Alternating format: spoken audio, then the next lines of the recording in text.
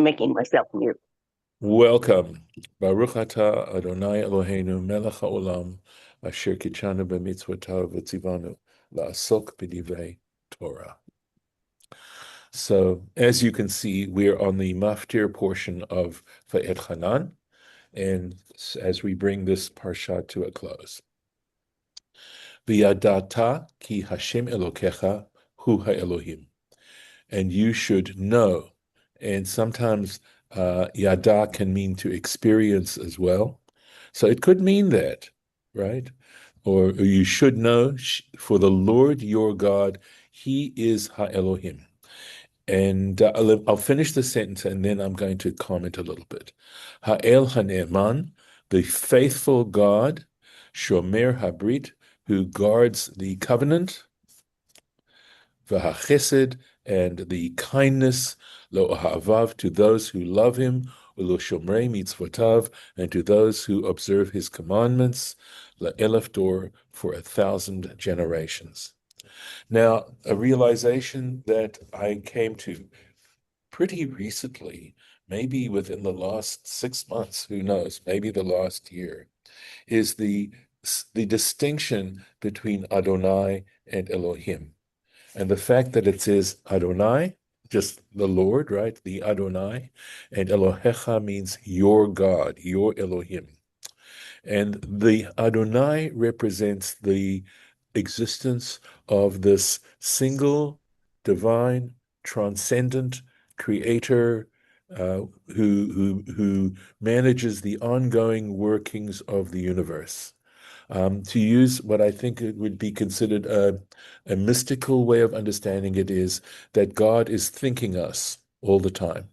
And that because God's mind is infinite, that mind is capable of all the millions and millions and millions, if not trillions, of operations that go on, maybe uncountable, of the various details involved from just to give you an example of the germination of a seed, right, to procreation, to the ongoing development of a seed and those life forms, to the vast stretches of the universe, etc.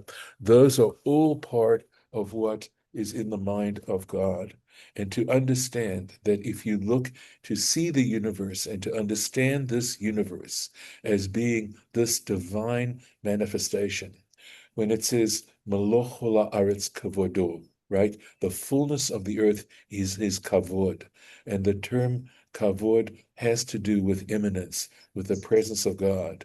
To be able to see and understand the complexity and the variety and the infinity of this world as all being manifestations of a divine presence, that none of these things could happen without a transcendent, existent one. That's a little bit of understanding of this term Adonai. And then Elohim. The Elohim is the proposal that possibly developed by Abraham more fully, is the idea of having a relationship with such a transcendent, existent one, that in fact God craves having this relationship, and that perhaps that was the very reason for creating the world in the first place. That God created a creature such as human beings, that with the kind of intelligence to be able to recognize this, to recognize that there is such a power, a desire to love that power, that ultimate existent one, and to try and serve that power and find meaning in life, the very purpose of existence in doing this. This is essentially how Judaism answers the question of what significance do human beings have. And that significance is discovered in this process of serving God. And that's why we say Eloheinu, our God, because the choice to do that is ours. We have that choice. We can either decide to do this because there are people who may recognize and admit of a transcendent being, but not admit of the idea of the ability to form a relationship with that being. And that is part of one of the exciting things and perhaps novel or unusual ideas within Judaism. That despite the fact that we believe in such a vast, transcendent, existent one, that nevertheless it is capable for us mortal human beings who are here for such a brief time to be able to create such a relationship. And that is amazing, and it is an ongoing process. The decision to do that may not take a long time, but the ability to actually implement it takes study and practice and a lifetime of trying to do your best to be such a servant. And that is, in a nutshell, in a way, what this is about, right? And this is what he's saying here, that you should know, you should experience that Adonai Elohecha, he is the Elohim. And of course, that's what we say at the end of Yom Kippur, and we say it 7 times, Adonai Hu HaElohim. And this idea of this relationship and this willingness on our part to devote our lives in God's service in performing specific acts. It's not a generalized kind of thing. It has to do both on the general level in the decision to do it, but in the studying of the Torah, we find out what those discrete acts are, what those specific mitzvot are. And if we understand this and if we internalize this properly, we realize what a precious, precious document and occupation the Torah and its study really are. That it is when we say Kihem Chayenu ve'orech Yameinu, that it is the life, our life, and the length of our days. We're not just speaking empty concepts. That this is really something profoundly true for us, and that's why people came up with these particular ideas. And also that in that belief and in that service, there is this belief that God is to be trusted and that God is faithful and that God truly cares about us. Yes, comment? Wait. Go on. All right. Okay. Let me go on. I heard a chuckle. All right. That's okay. Going on. Umishalem lesonam, and now on the opposite side of things, right? However, okay, let's see. Okay, see there's a Rashi here, Elif Dor, for 1,000 generations.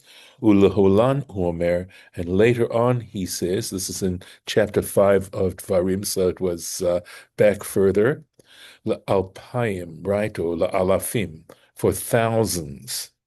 Kan shehu samuch etzel shomrei mitzvotav, right? So what's the difference? Why in one case is it 1,000 generations, but in another case it's thousands of generations? So it's say in the one case, in other words, I think where it is thousands of generations, samuch etzel shomrei mitzvotav, it is when he is close to those who guard his commandments, haosim mir'ah, right? Okay, so when they're doing it simply out of fear, Hu omer le'elef. In that case, it's for 1,000 generations. Ulehalan, but later on, shehu samuch etzel le'ohavav, where it's talking about where he's making this promise regarding those who love him, ha'osim me'ahava, who are performing these commandments out of a sense of love, shescharam yoter gadol, because their reward is greater, because they're doing it out of love, omer le'elafim. That's why he says to thousands. Lo havav, to those who love him, elu ha'osim me'ahava. That simply refers to those who perform these commandments out of love. Ulashomrei mitzvotav, the reason for this duplication, guard his commandments. Elu ha'osim mi'yirah, it's those who perform these commandments out of a sense of fear and awe. In other words, that there are consequences if they don't. Umishalem lesonav, on the other side of things, he pays to those who hate him, el panav lahavidor, to in their face to destroy them. In other words, it doesn't take generations later. each person, I believe here, it's stating that they will be accountable. Every person will be accountable for their behavior. Lo ya'acher l'san'o. He will not delay to those who hate him. El panav yishalem lo. Literally, it means, of course, he will pay him to his face or to his presence, in his presence while he's alive. And I think that's what it's meaning. But let's see what Rashi says. Umishalev l'sonav el panav, right? So that expression. B'chayav, so it means in his lifetime. Mishalem, interesting though how Rashi's going to take this, okay? Wait and see. Mishalem lo gmulo, in this case, he repays him his reward hatov. In other words, for whatever good he's done. David, question. Yeah, is there a distinction then between people who, perform the commandments out of love versus those who perform out of fear? Yes, there is a distinction being made here. Right, but what's the consequence of that? It could be. I'm going to guess, but just as we benefit from Abraham all these generations, I think what he's saying is that if you are in fact a righteous person and you perform the mitzvot out of fear, your descendants down 1,000 generations will be rewarded for your behavior.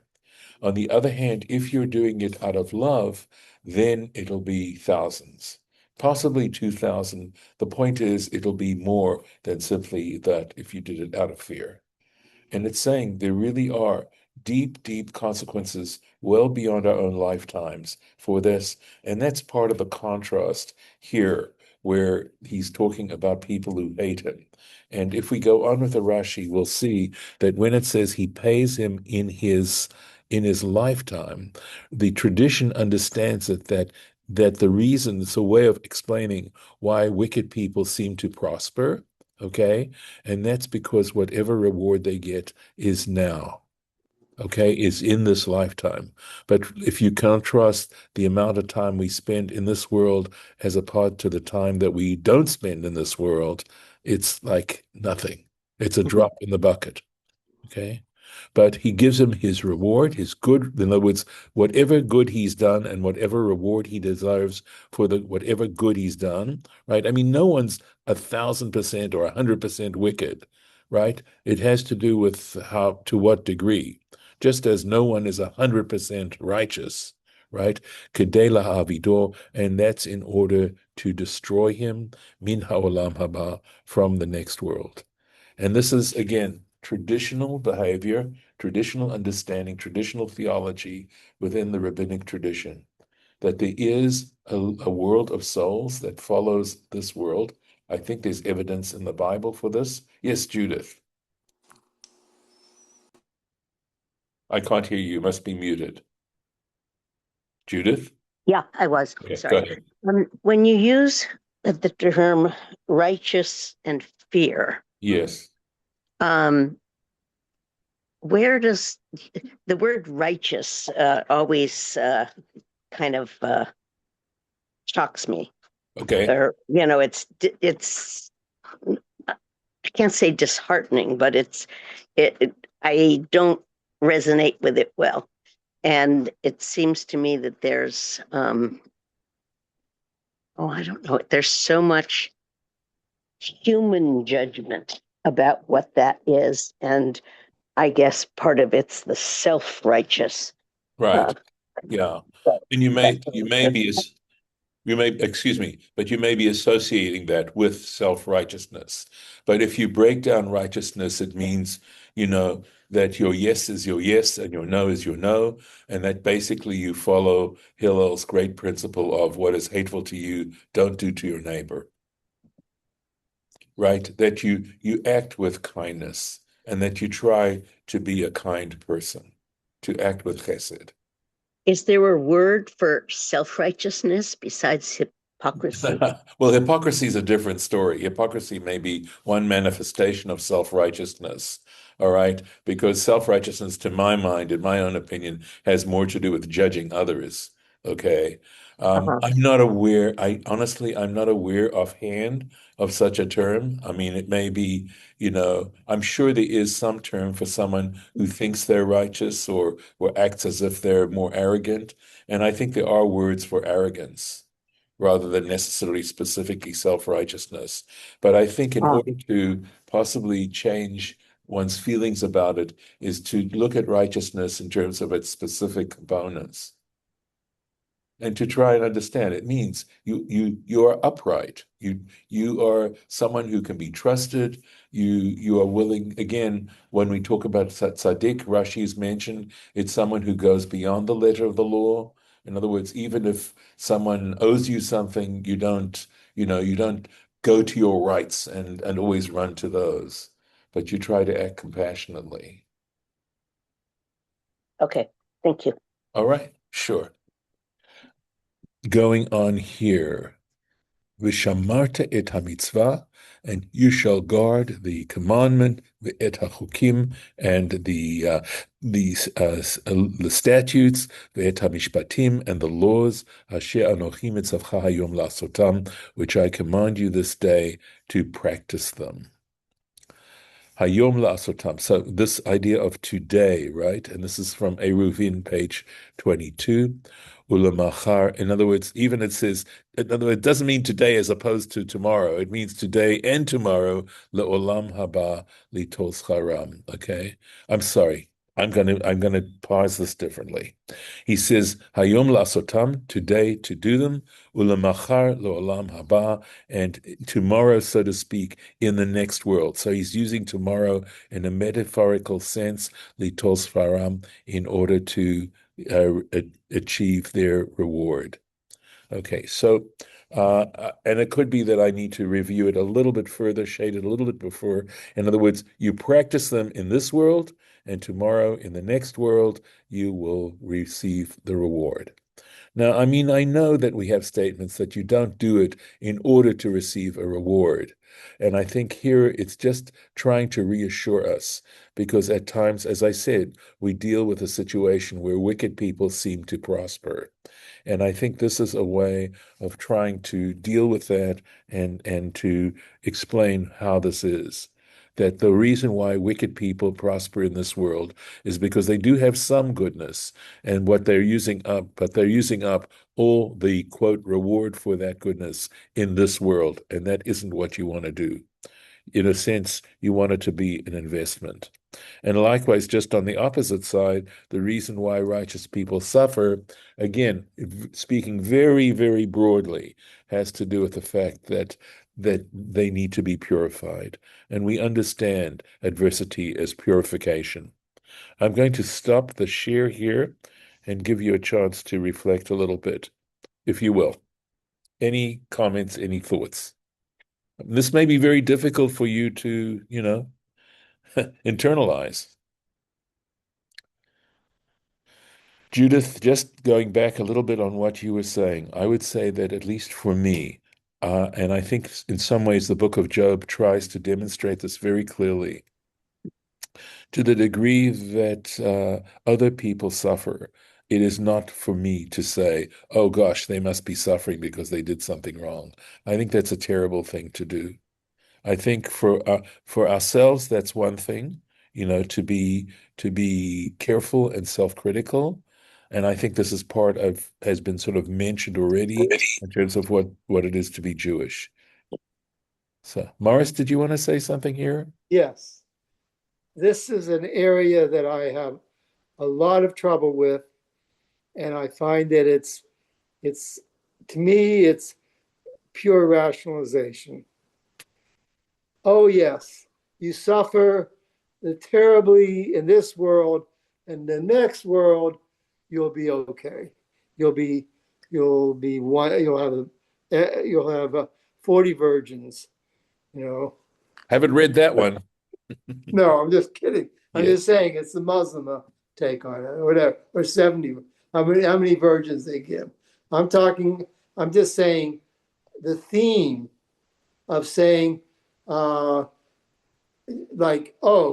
evil people have a little bit of righteousness. That's why they get such phenomenal wealth. I mean, this is the really basis of, in a way, it's the basis of religion, to excuse the suffering of this world, as opposed to just saying life is suffering. It involves suffering. Accepting the Buddhist approach, life is suffering, as opposed to saying, "Oh, you'll get your reward another time." Okay. Can I respond? Or Judith, do you want to add to that before I try to respond to that? I guess yes. A song I learned at summer camp in high school was Ba'olam hazeh yagon va'anacha, ba'olam haba Shabbat menucha. Very good. But that's the same thing. Yes. All you're saying is what I'm saying. Yes, that's why I wanted to say it before you responded. Yeah. And you got a bouquet from Judith, by the way, Morris, for what you said. So that's okay. That's okay. I mean, when I study Abraham, I understand life to be a series of tests. And my attitude about suffering is it's there to teach us that when we face adversity, the response is, what do I learn from this? But the truth is, I think some of the things that we think are signs of happiness, like being a trillionaire, I don't know that the trillionaires are any happier than I am. They probably aren't. And I'm not saying that they are. yeah, no, I understand. But I also don't think, in terms of the point that I understood you to be making, is that part of what we need to do is to understand that life involves suffering. That in some ways you have to say that's life. And I think that is part of Judaism. I do think it is part of Judaism. And as to whether or not one considers these rationalizations or not, that's a personal decision. Morris, this is not the first time I've heard such a response, right? It's not. Okay. The other thing is, yeah, go ahead. There's no place in the Torah where they talk about Olam Haba. They don't speak in those kind of terms, but I think that it is rather implied.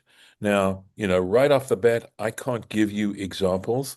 The only example I can give you, and by the way, there are ways to rationalize out the legitimacy of it, is at the last chapter of the book of Daniel, but there's scholars who sort of debunk Daniel as sort of a late book and an accretion and not part of Torah, Torah belief.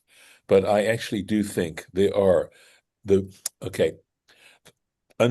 one thing that I can say is this concern that the Torah, without any doubt, has with purity, with spiritual purity. It cannot be really understood except in terms of purifying one's soul so that one can enter eternal life. And I think that once if you have these 5 books of Moses, God does all these amazing things. God punishes greatly, and rewards greatly, but there's never a mention of another realm. Yes, that's true. And to say, oh, it's implied. You're not the first person who's told me I'm sure implied. of that. I'm sure I'm not. It's okay. It's implied. It's understood. Well, if it's so understood, so many things are repeated over and over again, and yet an implied, an underlying basis for the religion isn't stated. Right. It's complicated. I understand. Just like God isn't obvious. All right. This has to do with where you are developing your heart. And it's okay. Morris, we're all subject to the culture and the experiences that we have in life. But it was a very late discovery of my part, okay, because I was struggling to really understand the basis of all these laws regarding spiritual impurity, which Leviticus is full of, okay? But the best explanation I have. Now, it doesn't mean you have to accept that explanation. It doesn't mean that it's a compelling explanation, but one reason and this happened to me long ago, that there's a reason why it is not given in that way. Whereas in Christianity, it is definitely, markedly part of the belief. In Judaism and rabbinic Judaism, it is absolutely markedly part of the belief. But I think that the reason why it isn't done in biblical belief, and this again, if you were to accuse me of a rationalization, I would have to say guilty. But I think that if the Torah explicitly talked about an afterlife, we might not put as much emphasis on what we have to do now. And also, so I think there are reasons, for one, why God isn't revealed in such an obvious way, and also why the afterlife isn't mentioned so explicitly in the Torah, but rather implied. But again, Morris, I don't expect you to accept this these are conclusions. Either you come up with better explanations, or you say, no, I don't have an explanation, etc. But I have to tell you, it seems to me that to go through all the suffering that we have to in this life is partially helps us also, but this is another thought I had, helps us accept our mortality, I think, much more than if life were nothing but a series of pleasure. But I do get what you're saying, and I do understand why you feel that way. I really do. It's a matter of discipline and recognizing it. And I don't deny that life involves a lot of suffering.